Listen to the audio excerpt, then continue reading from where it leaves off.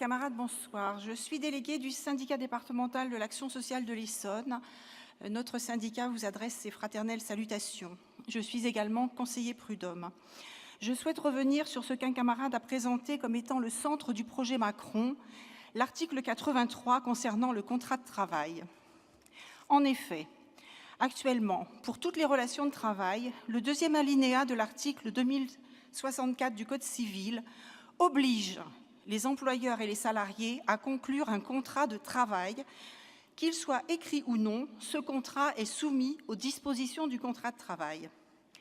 L'article 83 abroge purement et simplement ce texte, 83 évidemment du projet Macron.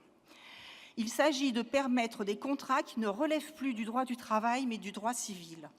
Soumis librement de son plein gré, la personne, peut-on dire encore le salarié, n'est plus en situation de réclamer des droits.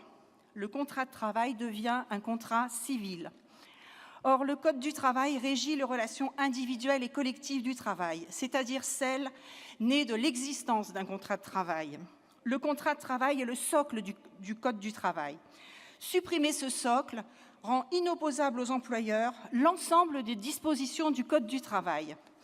Je vous rappelle que le Code du travail encadre notamment l'exécution du contrat de travail, le recrutement, les formalités d'embauche, la période d'essai, les modifications du contrat de travail, le transfert du contrat de travail, la maternité, la maladie, les modalités de rupture, le droit disciplinaire, la résolution des litiges et le conseil de prud'homme, la santé et la sécurité au travail et donc la médecine du travail, le contrôle de l'application de la législation du travail et donc l'inspection du travail, mais aussi les relations collectives du travail, l'existence des syndicats, la représentativité syndicale, l'exercice du droit syndical, la négociation collective, les conventions et accords collectifs, etc.